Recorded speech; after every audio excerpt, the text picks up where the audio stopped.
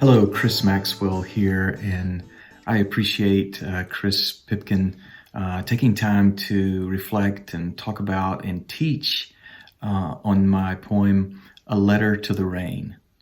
I wrote that poem as I was thinking and processing how life often brings situations to us that are pleasant for a while, and then something causes them to give us a totally different perspective. Then they become unpleasant. And rain was one of the examples that I chose to write this poem about, because rain was like that to me. When I was young, other than if a ball game was rained out or if I wanted to play outside and I couldn't because of the weather, other than that, rain was this beautiful friend. It brought pleasure. It was healthy for us. But because of storms and bad experiences, because of weather, rain was a reminder of pain. And since rain reminded me of pain, I had to work through that and process it. And that is one example, one illustration of how we are often affected in painful ways by our life experiences. So that's kind of the backstory behind the poem, A Letter to the Rain. And Chris Pipkin will now talk to us about it from a poetic perspective, and he will guide you through what's happening in the mood and the tone of the poem, A Letter to the Rain. Hi, I'm Chris Pipkin, Assistant Professor of English at Emmanuel College. Chris Maxwell asked me to break down a few of the poems from his new book, Embracing Now, the way I would in a college poetry class. So today I'm going to be analyzing the poem A Letter to the Rain as a poem. But first, why do this? Why analyze poetry rather than just experience it? I think the best answer to that question is that when we analyze something, we experience it more richly in more of its facets. The temptation can be, especially with poetry, to read it on a surface level, which actually prevents us from soaking it up as fully as we could otherwise. And this is for a lot of and this is fine for a lot of the speech and a lot of the writing that we use, right? Like if I say, hand me that pencil, you probably don't want to sit and reflect about what I really mean. What is a pencil after all? That would annoy me and probably not be especially enlightening for you. But poetry is different. In poetry, the words we use don't just point to things or actions, they're reflexive. What I mean by that is that they call attention to themselves, to their own sounds, their rhythms, even to the way they go together on a page.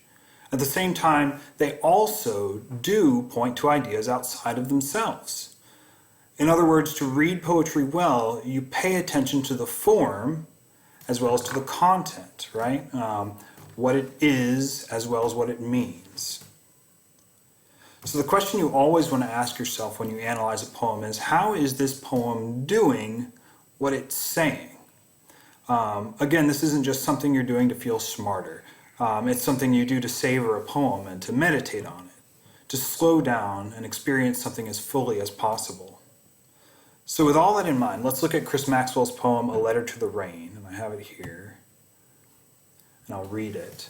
Dear rain, I am sorry. Remembering days of smiling with you, running as you soaked me, enjoying your sound. But I changed. Long ago I changed. I no longer enjoy you. This morning, while dreading a long drive during your dropping down upon me agenda, I realized I've changed. I do not like you. My thoughts about you dwell on the negative experiences. When you brought hurt, when results were unpleasant, when houses were damaged, when lives ended. Because of those memories, I've deleted the days we smiled together. Today, I want to bring back a balanced view of you. Like life, like all of it, like jobs and relationships and seasons, each companion offers pleasure and pain. Laughter and tears arrive with love. Birth and death both exist, as do you. You come quickly, dripping when predicted or unexpected. Can I love you again? The nourishments you offer, the necessities you provide, the shifts you send. Can I nod and grin rather than wishing you would go away? Can I, with you and with people and with life, refuse to let storms turn me away from precipitation needed? What must I do? Decide? Just decide? Realize my feelings, but not let them control my thoughts for too long? O rain, drop here, fall here today, and after so many seasons, see me waiting for you and smiling. So, if I had to summarize the content of this poem, it would be that the speaker is sorry he doesn't enjoy rain anymore. He associates it with sorrow and annoyance rather than with joy, as he did when he was a child, and he wants to be more balanced in his appreciation of nature from now on. By the end, he's realized that to do this well, he'll just have to decide to enjoy it. I think that captures the gist of the poem's content in some ways, but my understanding at this point is fairly shallow, right? Now let's look at the form.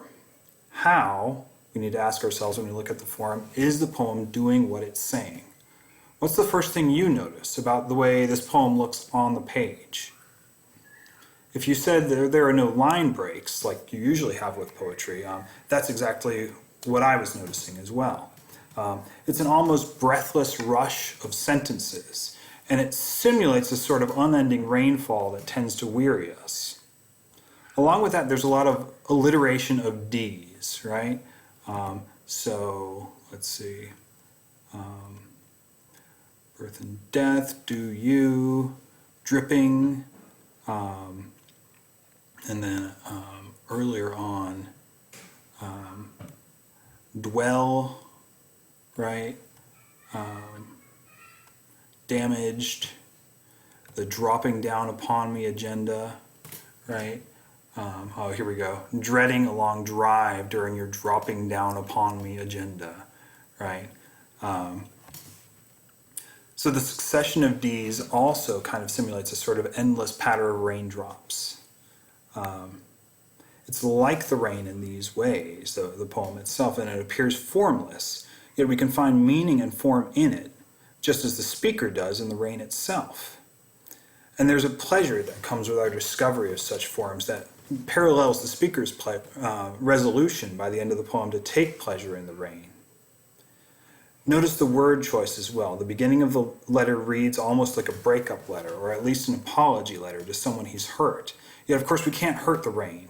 The rain is going to keep doing what it does, falling, regardless of how we feel about it.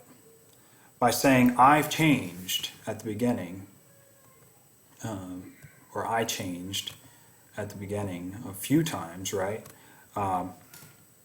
The speaker of the poem is contrasting his own inconstancy with the rain's constancy. We're reminded that in some ways their roles are reversed. We think of ourselves usually as constant, while the weather changes all the time. But here the rain is the constant, while the speaker is in flux. He's changed. By the end of the poem, though, we realize that the rain can't really reply to the speaker's confession. It can only be itself. It is a force of nature that is, regardless of how we feel about it. The answer, its answer, is only itself. It can only answer by doing what rain does, right? Dropping from the sky. So by the end, the speaker of the poem accepts not just the rain, but also, I'd argue, his own ability and need to change back to a healthier attitude in the face of something that will not obey his will. He's embracing his changeableness. The changeableness he's confessed to at the beginning. But he's taking advantage of that same flexibility, that same changeableness, to adopt a response that is humble and childlike in the face of something that is implacable, that's simply not going to change in response to him. I could go on and on. I won't. That's my take so far on the poem. What did you make of it? Feel free to leave a comment or post a video in response yourself. Thanks for watching.